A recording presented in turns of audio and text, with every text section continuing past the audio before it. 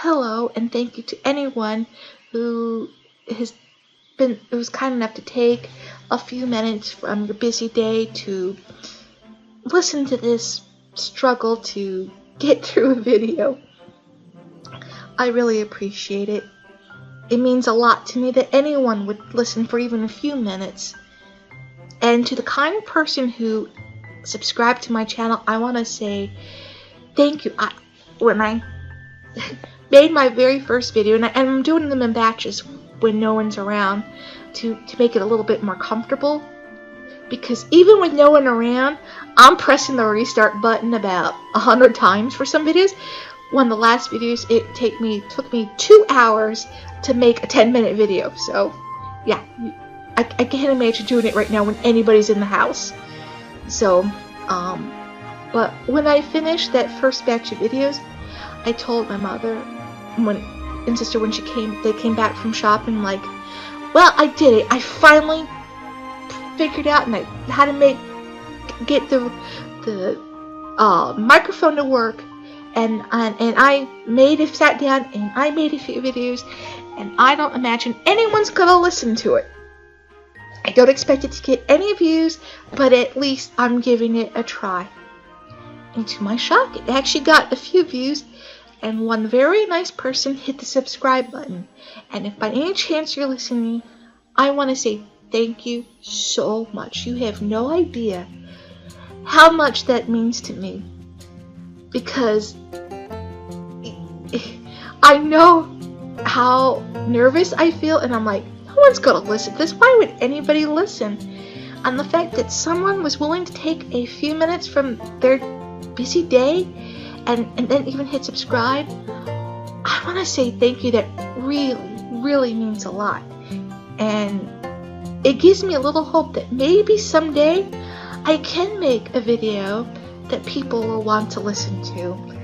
I can find topics and things that will encourage others or brighten others' days. That's something I've always wanted to do. I always wanted to do things to help people. When my dream was, since I was a little child, I mean, by 5 years old, I knew I wanted to become a doctor. I drove my poor sister crazy. I remember being a really little kid. We went to the store and they had these two little plastic medical kits. One was a nursing kit, and one was a little doctor case. And I pointed out we had to get the doctor case, because that was my dream. And my sister tells me was telling me only recently, she goes, "You never let me play the doctor. You always made me be the patient." Because for some reason, I don't know why, it was my dream. I wanted to go to medical school, and I so wanted to help people. I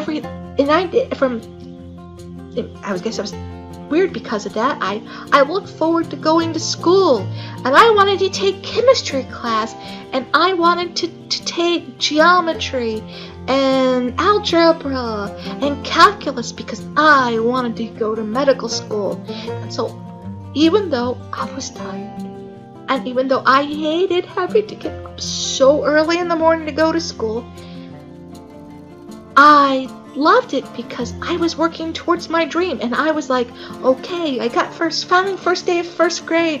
I'm on my way to on my way to coming, heading towards that dream. And then it was like, I'm finally through the 4th grade. It won't be long till I can go to high school and take these classes. And when I graduated from the 8th grade, bittersweet to say goodbye to the few friends I had and move on, and we all had to go our separate ways. And that wasn't something I liked, because that was hard, but yet I was so excited because finally I'm in high school.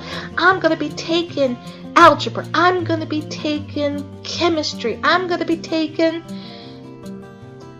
all these dream courses, and I'm so much closer to going to medical school. And then somewhere in the middle of high school, I got so sick, and my health took such a severe turn. But I still fought, and I fought, and I fought to make that dream. I was like the little frog who hit their head. If you ever seen a little frog? When I was a little kid one time, there was a little frog that was trying to go somewhere, and it kept hitting its head on the wall of our house, and about 6 inches the other way, there was a pathway around. And as I spent years trying, and I would go to school, because it was my dream to help people, to help the people who were suffering, especially as I got sick. I really, really wanted to help people feeling the way I was, and find ways to make them better. But I would have to, I would go and I would get a few courses, and I'm like, yes, I'm closer.